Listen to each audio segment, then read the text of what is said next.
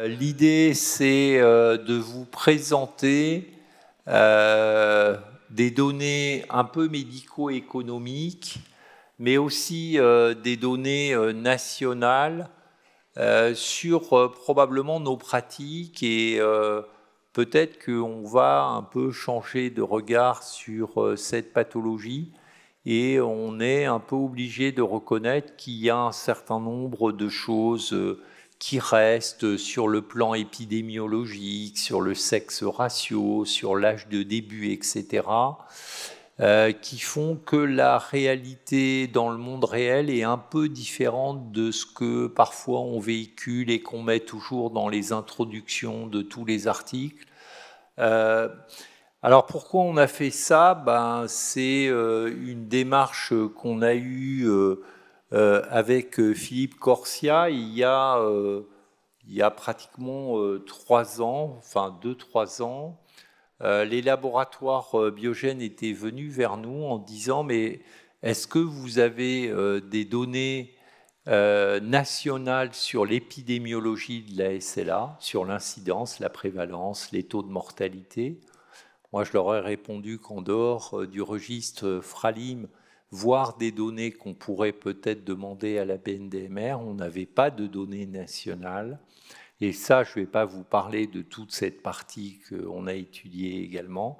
Et puis, combien coûte une SLA? Alors évidemment, quand vous étudiez le coût d'une pathologie, c'est compliqué parce qu'il y a des coûts que l'on peut quantifier de manière directe. C'est le payeur. Et ça, on peut le quantifier, puis il y a des coûts indirects. L'idée étant qu'on a décidé de se focaliser que sur les coûts directs. Alors l'idée, ça c'est mes liens d'intérêt, l'idée c'est de pouvoir embrasser tout le spectre de la pathologie et on vous a dit que, et vous le savez évidemment, que la maladie, elle est hétérogène sur le plan phénotypique, l'âge de début, la vitesse d'évolution, etc. On sait qu'au cours de l'évolution, la dépendance des patients augmente. On essaye, dans la mesure du possible, d'être le plus multidisciplinaire possible et on voit bien que les compétences de chacun sont importantes dans la prise en charge.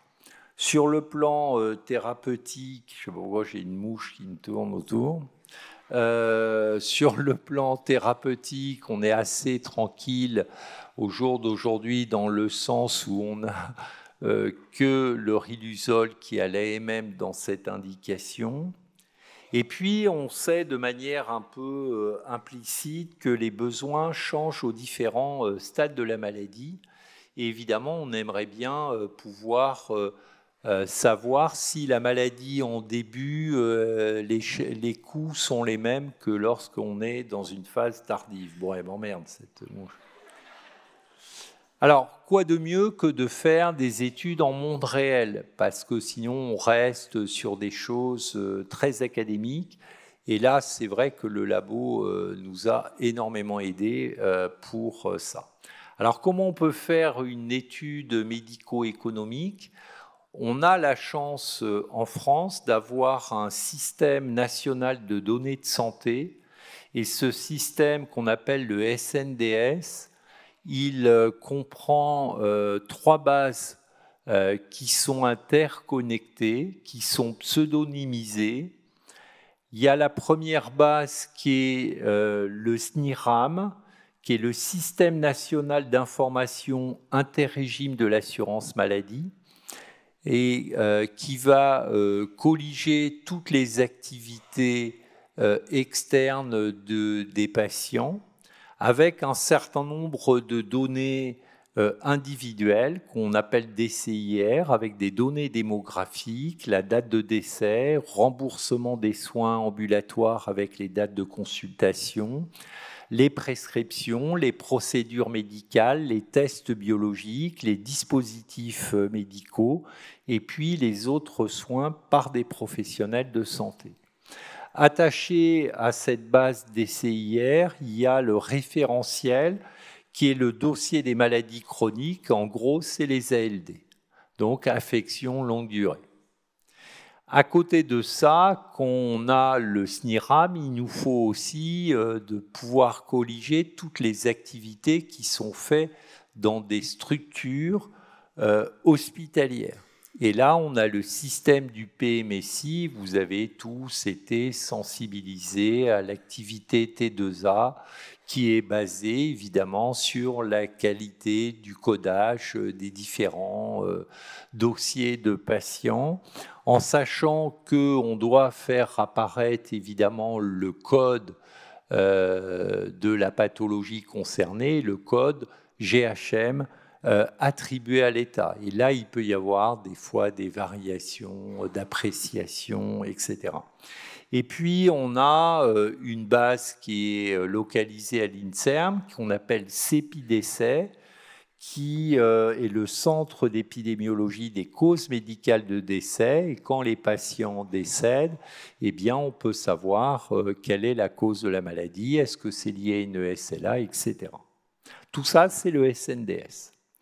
Alors, on a décidé évidemment de porter sur une période d'études qui soit relativement longue et on a choisi de colliger tous les cas entre le 1er janvier 2012 et le 31 décembre 2019. C'est la période d'inclusion dans l'étude, mais pour les patients qui sont diagnostiqués, par exemple, en janvier 2012 ou février 2012, on avait besoin de pouvoir recueillir un certain nombre d'éléments. Et du coup, il y a une période qu'on appelle la période pré-index ou pré-diagnostic, qui est au moins de 2 ans et qui nous permet de voir s'il y a des événements liés à la SLA qui sont apparus. Il ne faut pas croire, mais il y a un certain nombre d'événements qui se passent avant que le diagnostic de SLA soit posé. Ça va permettre de colliger, par exemple, les comorbidités, d'avoir une estimation du délai diagnostique. Et puis, pour pouvoir colliger complètement les coûts, on voulait qu'au moins, en tous les cas pour les patients vus en fin d'année 2019, ils aient au moins 1 an de suivi pour pouvoir colliger les coûts. Et du coup, on a déterminé une période post-index d'1 an. Alors, dans les critères d'inclusion, il y a eu des grandes discussions qu'on a eues avec Philippe, toute l'équipe américaine de Biogen et Cathy Stenson, qui connaît très très bien l'économie de la santé, pour savoir qu'est-ce qu'on retenait comme diagnostic et comme critère. En tous les cas, on a pris comme critère l'inscription sur la liste des ALD avec un diagnostic de maladie du neurone moteur. Et vous savez que dans la classification internationale des maladies, dans la 10e version, il y a des codes, et le code, c'est le G12.2. Mais quand vous marquez G12.2, vous faites en fin de compte le diagnostic de maladie du neurone moteur. Ça ne vous permet pas de dire c'est un Kennedy, c'est une sclérose latérale primitive, une SLA, etc. Ou bien il a été admis à l'hôpital en MCO, en HAD ou en SSR avec un diagnostic principal de G12.2. Et puis le remboursement du seul traitement pour lequel on a l'AMM, d'une prescription de Riluzole, et il y a des codes qui sont attribués aux médicaments et en particulier le code ATC. On a décidé d'exclure les patients de moins de 18 ans pour ne pas interférer avec des formes, on va dire, d'amyotrophie spinale un peu plus tardive sur la fin de l'adolescence. Et puis les patients qui avaient reçu une prescription de Riluzole avant la date de diagnostic. Toujours est-il, c'est qu'on a du coup à la fin du flowchart, à partir de la population des 66 millions, on a sur la période d'étude 18 289 patients. On a décidé de faire une comparaison par rapport à une population non SLA et on a apparié un patient SLA avec 3 contrôles. Alors comment ça a été fait? Ça a été sélectionné à partir d'un échantillon aléatoire qui représente 1/100 de la population générale, de personnes qui n'ont pas reçu le diagnostic de maladie du motoneurone ou de prescription de Riluzole entre le 1er janvier 2010 et le 31 décembre 2020. Et on a mis en place des quotas, parce qu'évidemment, on ne voulait pas se retrouver qu'avec des jeunes de 25 ans, basés sur la tranche d'âge, sur le sexe et sur la région de résidence, en tenant compte des statistiques nationales de la population française pour l'année 2020.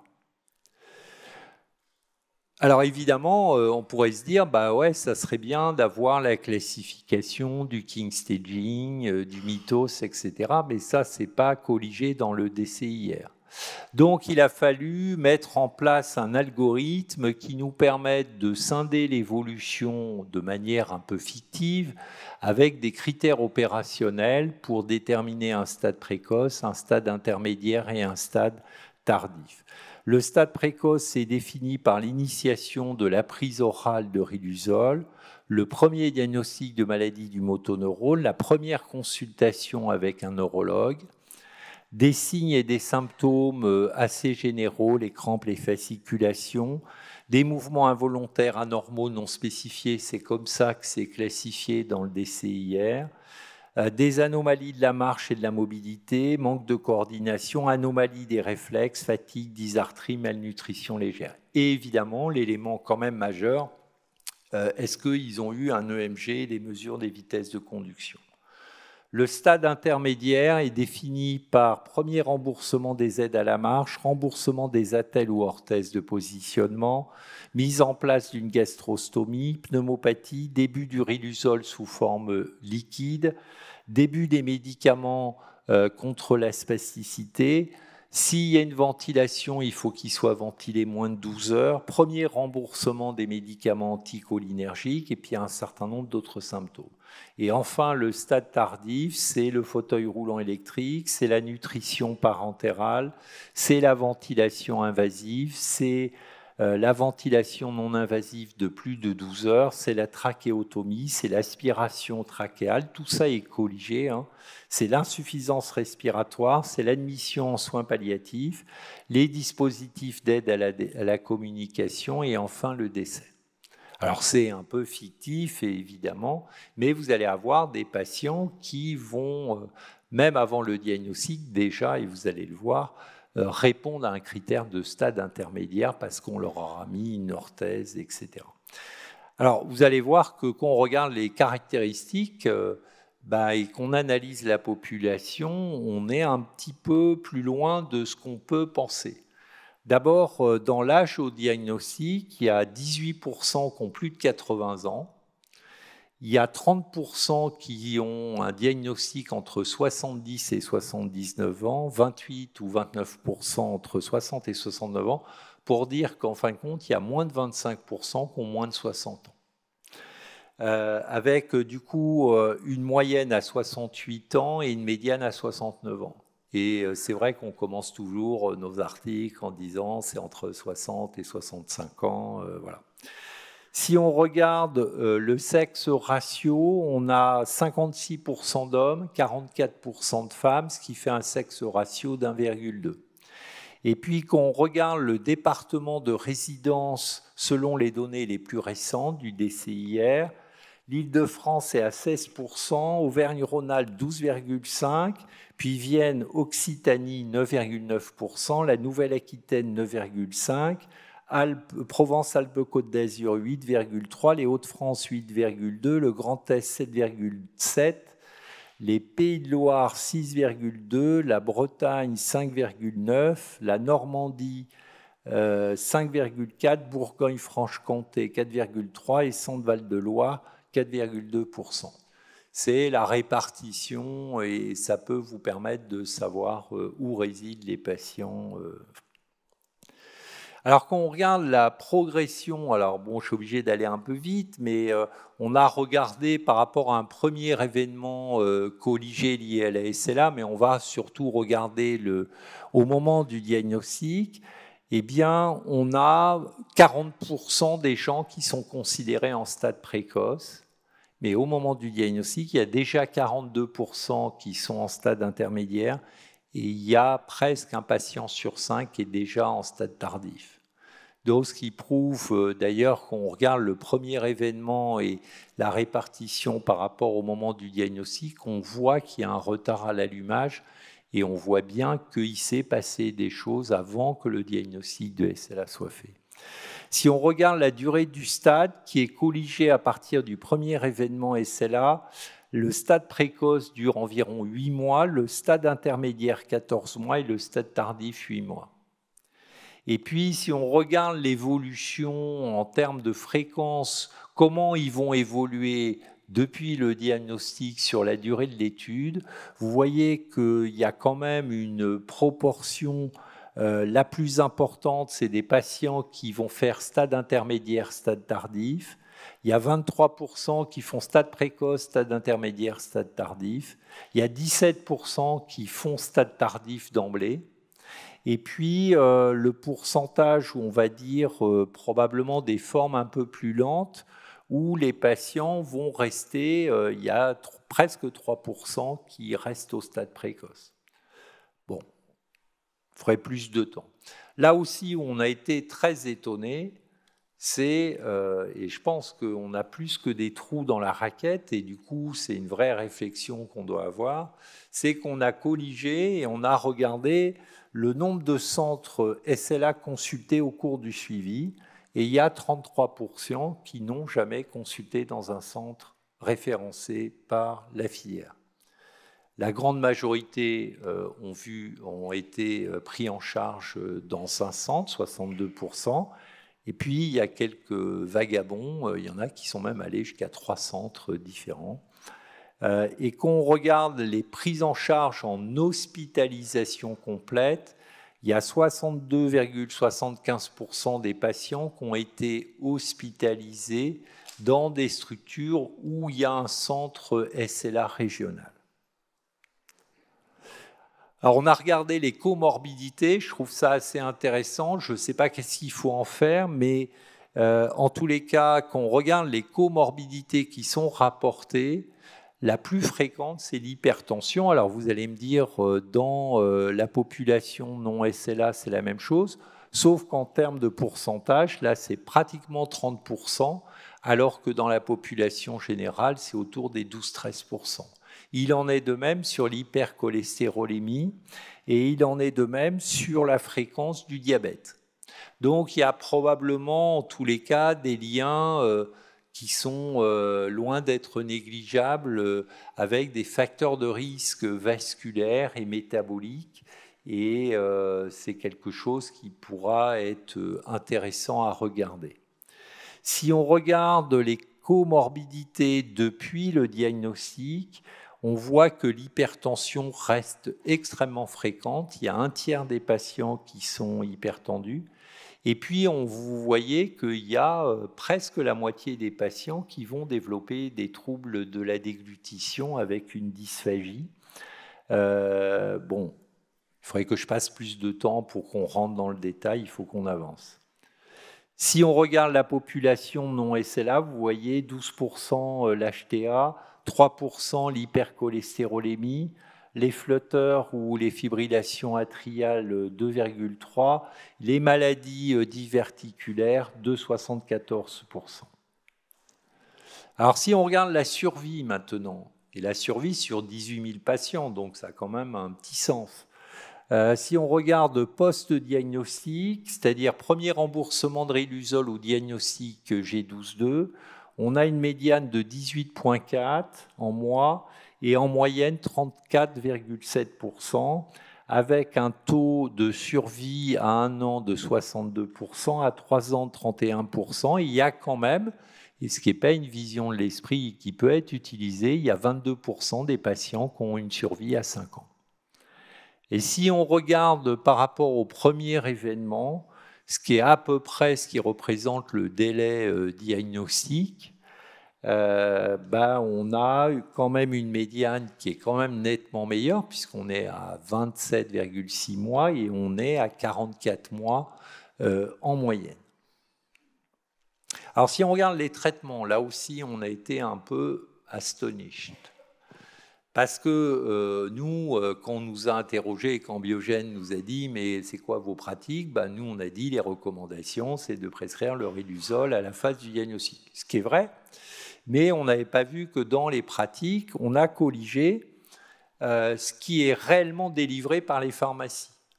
Et il n'y a que 73,6% des patients qui se voient délivrer le riluzole par les pharmacies. En sachant que la durée moyenne du traitement est de 17,6 mois et que par contre le délai est de moins d'1 mois pour initier le traitement. Si on regarde les pratiques, il y a 40,8% qui à un moment ou un autre vont interrompre le riluzole. Et sur ces 40%, il y en a 82% qui le reprennent. Alors des fois, c'est des effets adverses, ça peut être l'élévation des transaminases, ça peut être aussi le patient qui a été sur un réseau et qui a vu que ça prolongeait de 2-3 mois la survie, qui se dit « mais ça sert à quoi que je prenne ce truc ?» etc. En tous les cas, pour illustrer qu'entre ce qu'on prescrit et ce qu'on pense être le mieux possible pour le patient, ce n'est pas toujours suivi d'effet et que les pratiques sont parfois différentes.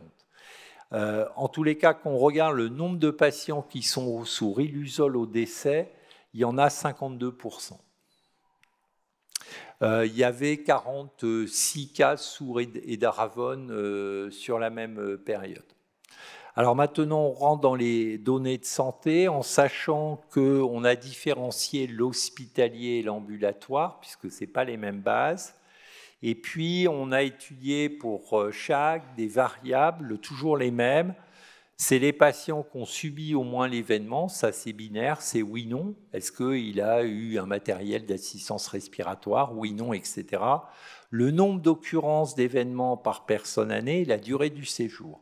Et puis, on a comparé la population SLA versus non SLA. On l'a fait en fonction des stades évolutifs et on a pris les périodes pré- et post-diagnostic. Alors, pour les MCO, c'est le PMSI avec le premier diagnostic et on n'a pas pris que les hospitalisations complètes. On a pris l'hôpital de jour, on a pris les hospitalisations avec au moins une nuit, c'est ce que les Anglais appellent les inpatient hospitalisation, les soins intensifs, l'HAD et les hospitalisations à SSR. Et en ambulatoire, on a les consultations médicales externes avec les actes et consultations externes, les consultations de ville et les consultations paramédicales. On a pu colliger celles des kinés et des orthophonistes. Alors quand on regarde l'hospitalisation en MCO pour la population SLA totale, 95% des patients SLA vont être au moins hospitalisés une fois. Mais il n'y a que 60% des hospitalisations où on fait un lien. Alors vous allez me dire, c'est parce que peut-être que les gens ne le remarquent pas, avec où il y a le mot SLA qui est relié au GHM de l'hospitalisation. 61% en HDJ, ce qui est quand même tout à fait correct, 89% d'hospi avec au moins une nuit et 22% en soins intensifs ou en réa. Bon, on ne va pas détailler, mais globalement, on ne voit pas de différence majeure. Si on le fait en fonction des stades évolutifs, on a quand même l'impression que quand ils passent en stade intermédiaire, ils sont un peu plus hospitalisés. En tous les cas, si on compare par rapport à la population non SLA, ils sont plus hospitalisés et ils vont plus en soins intensifs que la population non SLA. Si on regarde l'HDJ versus l'hospitalisation, on voit que 67% des patients SLA vont en HDJ contre 43% sur la population non SLA. Et si on regarde l'HAD, on a une utilisation des HAD qui est beaucoup plus importante, avec 20% des patients contre 63%. Et puis, dans les SSR, c'est 37% versus 12%. Si on regarde l'activité ambulatoire, et nous, on s'attendait évidemment à avoir toutes nos consultations multidisciplinaires. Ben là, rien du tout. Ça, les consultations multidisciplinaires, elles ne sont pas codées et elles ne sont pas répertoriées comme telles. Ce qui est clair, c'est que des consultations médicales, les patients en ont à peu près 20 par an et 9 avec le médecin généraliste. Mais quand on regarde les neurologues, ben, en fin de compte, on va colliger que les consultations. Alors, soit le neurologue seul à l'hôpital, soit le neurologue libéral. Mais on n'a pas la consultation multidisciplinaire qui peut être en dehors d'une HDJ, et ça, on ne les collige pas. Ou même pendant l'HDJ, ce n'est pas colligé qu'il y a eu une consultation neurologique. Si on regarde dans les kinés, bon, là, c'est globalement plutôt bon. 86% des patients ont recours au kiné, avec 48 visites en moyenne par an. Et les orthophonistes, un peu moins que la moitié, avec 8,7%. Alors, si on regarde la consommation, il y a 43% des patients qui vont avoir des remboursements pour un support ventilatoire. La nutrition artificielle, 27%, donc vous voyez, on est moins du tiers. Les remboursements pour des aides à la marche, c'est quand même 69%. Pour une chaise, pour un fauteuil roulant, c'est 57%. Pour un déambulateur, 38%. Une canne, 26%. Et les arrêts de travail, c'est 39% des patients qui ont des arrêts de travail. Alors, si on regarde le coût maintenant, qu'est-ce que ça fait, mais en coût direct, ça fait 11 556 € par personne et par année, par patient. Par rapport à la population non SLA, c'est 2643, c'est-à-dire c'est à peu près 5 fois moins. Alors, on ne va pas détailler, mais on voit que, par exemple, les consultations médicales, ça ne coûte quand même pas très, très, très cher. Et que, par contre, les hospitalisations, c'est quand même une grosse partie du remboursement. Le paramédical aussi, les dispositifs médicaux, les soins à domicile et les SSR. Alors, on a regardé en fonction des stades. Bon, là, il faudrait que je prenne beaucoup plus de temps pour expliquer tout, mais en tous les cas, on voit que, en fonction des stades évolutifs, on a une augmentation des coûts et que c'est 18 511 quand on est en stade tardif contre 5 730 en stade précoce. Donc ça, c'est valable pour l'hospitalisation, pour les consultations. Et les coûts des médications, globalement, ça reste globalement assez stable. Alors les forces de cette étude, c'est une des plus grandes bases de données homogènes et continues au monde parce qu'on a quand même pris une population de base de 66 millions, on a plus de 18 000 patients. Les données du SNDS, elles couvrent pratiquement 98% de la population française. Bon, vous savez qu'il n'y a pas que la CPM, il y a la MGEN, il y a la MSA, etc. Mais enfin, il n'y a que 2% qui ne sont pas couverts par des bases de données de la SNIRAM. Les taux d'attrition sont très faibles puisque les remboursements, même si un patient change d'assurance maladie, c'est colligé. Et puis, les éléments de données extraits des demandes de remboursement, elles sont collectées de manière régulière en pratique clinique et ça représente vraiment une vision en monde réel. Les limites, c'est dans ces études, c'est le code G12.2 qui regroupe la SLA mais aussi d'autres maladies du neurone moteur. Alors, on a essayé d'avoir un algorithme. À un moment, on avait mis comme critère, il fallait qu'ils aient au moins 2 remboursements de riduzole dans les 6 mois, etc. On a vu que ça ne changeait pas beaucoup la sensibilité des choses. Évidemment, c'est comme dans tout, c'est que les données disponibles dépendent de la qualité des informations qui sont fournies par les professionnels de santé. Si vous ne codez pas, vous ne pouvez pas le retrouver à l'autre bout. L'incertitude et la qualité du codage des médecins lors des consultations externes. Et là aussi, c'est pas toujours. Il y a des gens qui vont travailler, puis vont dire c'est consultations neurologiques, mais ils vont pas le rattacher au centre. Et puis, les données du SNDS ne permettent pas de saisir certaines informations granulaires, telles que la consultation multidisciplinaire, qui est un élément important et qui est coordonné par les centres. D'autre part, l'analyse qu'on a fait, c'est le point de vue du payeur. Et là, on n'a pas une évaluation du coût total de ce que coûte réellement la SLA.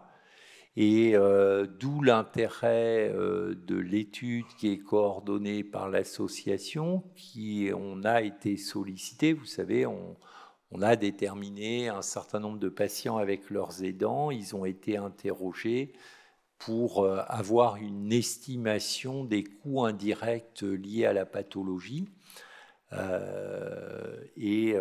pense que quand les deux travaux seront terminés, on aura une estimation, à mon avis, relativement bonne du coût de la SLA en 2024. Si on regarde par rapport aux autres pays, on ne peut pas comparer par rapport à la France, mais si vous regardez par rapport à l'Allemagne, vous voyez qu'on est quand même nettement en dessous. Parce que l'Allemagne, le coût total, alors là, j'ai que le coût direct, mais c'est 78 256 € par an et par patient. Et du coup, nous, on est à 11 000, et on peut imaginer que ça représente moins de la moitié du coût total, mais on risque peut-être d'avoir une somme totale qui soit proche des 30 000. Et du coup, ça veut dire que le coût de la pathologie est moins important. Moi, les leçons que j'en tire aussi, c'est que c'est peut-être une réflexion qu'il faut avoir, mais c'est qu'on a des trous dans la raquette des patients, puisqu'il y a quand même pratiquement un tiers des patients qui ne viennent pas en centre SLA, qui certes sont diagnostiqués par des collègues neurologues, mais il y a probablement un travail à faire sur la sensibilisation et l'intérêt d'avoir au moins une expertise dans un centre, d'une coordination qui peut être aussi un peu déportée, et peut-être que l'idée des coordinateur de santé pourra être utile pour raccrocher des patients et faciliter les choses. Et si on regarde l'épidémio, on voit que on a un espèce de glissement et on avait plutôt envie de penser que c'était un peu comme la DFT, c'est-à-dire c'est les patients de 50 ans, 60 ans, et on est quand même plutôt entre 65 et 75 ans. Donc on est quand même dans une pathologie, mais avec évidemment des grandes variabilités. Voilà, je vous remercie.